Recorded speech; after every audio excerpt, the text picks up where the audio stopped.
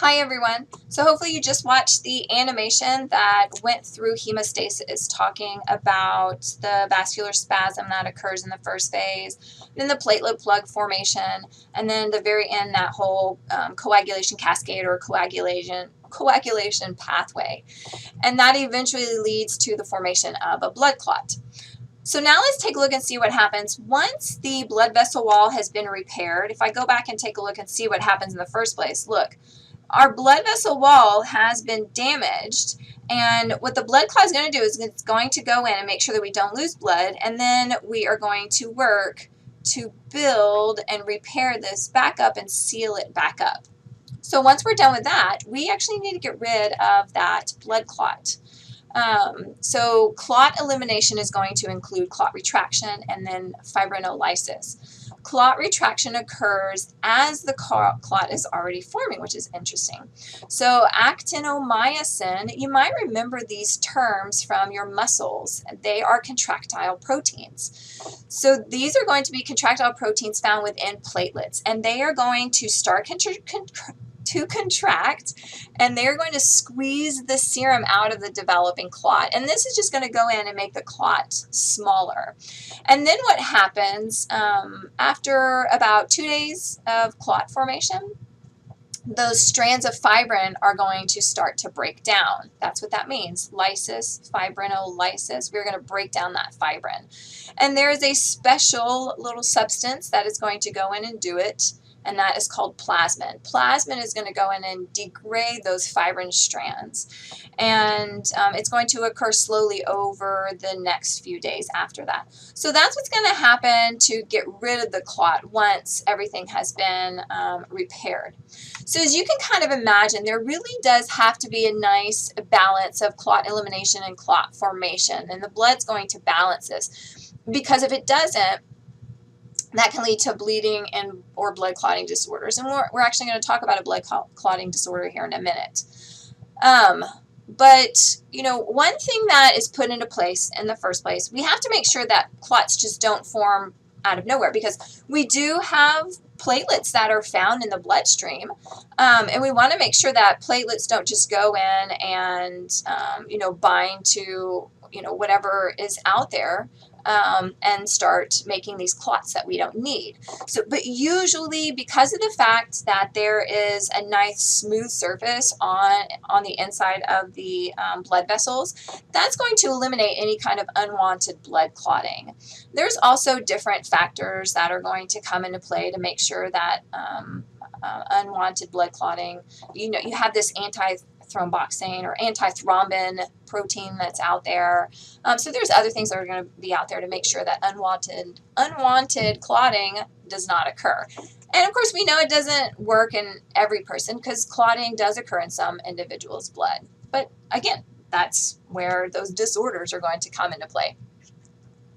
But damaged vessels, impaired blood flow, atherosclerosis, vessel inflammation, they are all going to kind of tip the balance towards clotting. But because of the fact that there has to be certain nutrients, ions, vitamins for clots to form correctly, again, there's a lot of mechanisms going into making sure that our blood is not, it's clotting when it's supposed to be clotting.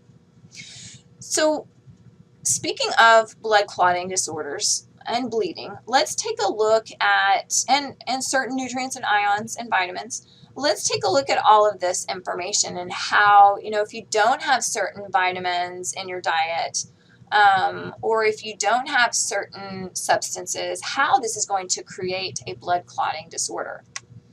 So there's lots of substances involved in coagulation. There are calcium's really important. So if we went back and looked at this cascade here, look, there's calcium again, there's calcium again, there's calcium again. Calcium is required for coagulation to actually occur. There's all of these clotting factors that we're about to take a look at. Platelets are required, and also vitamin K. So let's talk about clotting factors first. Most clotting factors are just inactive enzymes, and most are going to be produced by the liver. I'll go back to that slide in a second, but let's take a look at the different clotting factors. Look, there's 13 clotting factors, and you guys have to know every single one and the name. No, I'm just kidding. Huh, that was funny, right? You just had a little heart attack there for a second. No, you definitely don't have to do that. I want to point out a couple of them, though. Look, here's factor 1. So these were actually named just by their discovery, in the order of their discovery. So fibrinogen was discovered first, so that's why it gets number 1. It's not how it's used in the pathway at all. There's fibrinogen. We know that, of course, it is. Don't worry about the pathways that they work in. You don't have to worry specifically about all of these. We will talk about like hemophilia here in a second.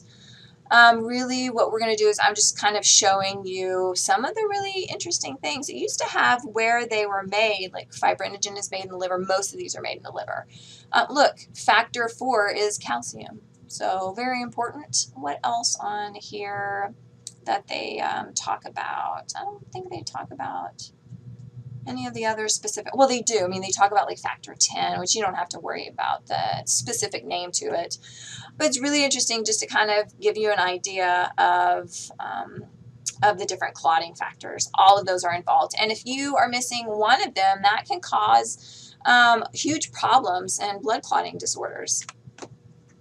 Vitamin K is also required for coagulation to occur. So vitamin K is a fat-soluble vitamin, and it is required for synthesis of factors 2, 7, 9, and 10. And look at 10. Remember, 10 is that big important one that feeds into that common pathway for coagulation. So if you don't have vitamin K, then you're going to have issues with blood clotting. There's a couple of places you can have dietary vitamin K, and your bacteria in your intestines actually make vitamin K as well.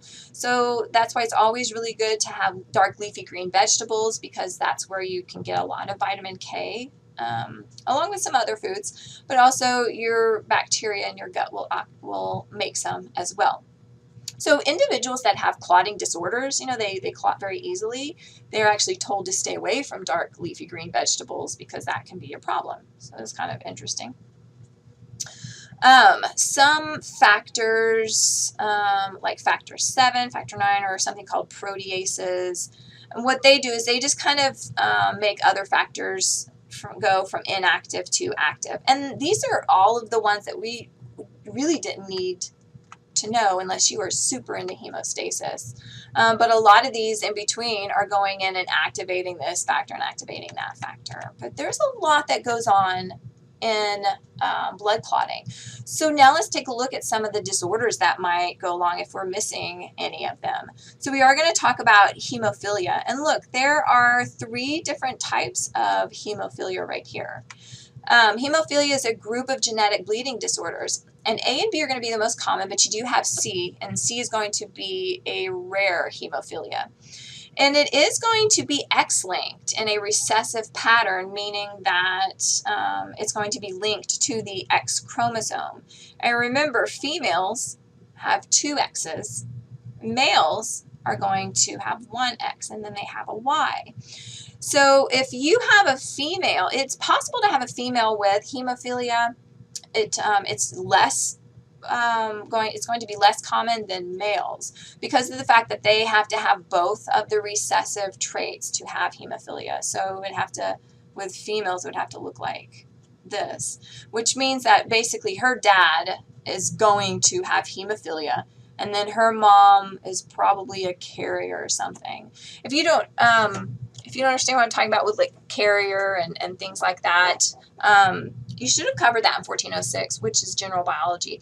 But if not, don't worry about it. We'll talk about X-linked traits at the very end of the semester.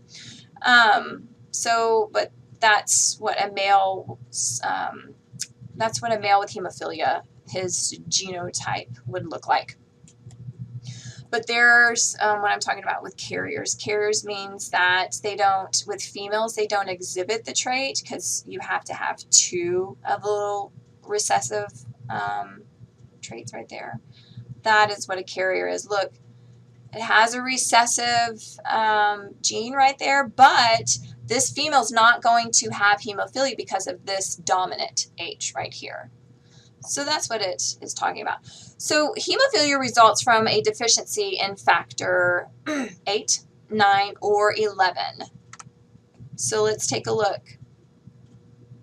There's 8, hemophilia A. That's a classical hemophilia. There is hemophilia B with 9, Christmas disease. Interesting, right? And look at that. There is hemophilia C, which is going to be 11. I think I said 11 earlier. Yeah. 8, 9, and 11. So there's hemophilia C. So those are going to be the different hemophilias. And really what happens with hemophilias, because of the fact that they are not making one of these factors, they're going to have issues with blood clotting. Not saying that their blood is never going to clot ever, but it's going to take a very long time for coagulation to occur. They'll still have the platelet plug formation. So they'll still go through vascular spasm, platelet plug formation, but their clotting, the coagulation phase is going to take an extremely long amount of time. So you guys will actually be doing, excuse me, a little high-pitched squeal that I did. So you guys will actually be doing a lab, a genetics lab at the very end of the semester, looking at hemophilia. It's either the lab or it's the assignment, but looking at hemophilia and looking at Queen Victoria and hemophilia going through that family. So it's really interesting. Thrombocytopenia is going to be a deficiency in platelet count. So if you have a deficiency of the platelet count, you're going to have problems all the way up in that platelet plug formation. But it could be a different number of things, like your platelets for some reason are being broken down a lot faster than normal, or they're not being produced as often as possible. This can occur due to leukemia, can cause thrombocytopenia, and it can occur because of bone marrow infections or cancer, which is going to be leukemia. There's also drugs that interfere with clotting, like aspirin. That's one reason why doctors, if you're about to have surgery, what doctors ask you if you're taking aspirin or ibuprofen, and stop taking it about a week before, because of the fact that they are going to interfere with clotting. They can cause bleeding if taken at higher dosage. Warfarin is another one. Ginkgo biloba. Ginkgo is another one that can cause problems with clotting as well. Now let's take a look at the opposite, hypercoagulation. This is going to be a tendency for the blood to clot when it's not supposed to. So this can lead to blood clots that are developing when they're not supposed to, like I just said, and that is going to be lead to something called a thrombus. A thrombus is going to be a blood clot or a clot in the blood vessel, and usually attached to the wall of the blood vessel. And if it dislodges, it is going to enter the bloodstream, and that is when it's called an embolus, is when it's floating around in the bloodstream. And what happens is it can actually get caught in some of the teeny tiny little blood vessels that are found in like the lungs or the heart. And if it lodges in the lungs, that is called pulmonary embolism, and it can cause death, and it can cause breathing problems. So hypercoagulation can be drug-related, environmental, genetic causes, many different things that can cause hypercoagulation. For instance, birth control pills. So estrogen will sometimes can cause issues with blood clotting. Prolonged inactivity. We'll talk about this, about deep vein thrombosis, when we get into the blood vessel chapter. So there's actually one more section I forgot. We are going to be taking a look at development and aging of the blood. So make sure that you stay tuned and watch the video after this one. So until next time.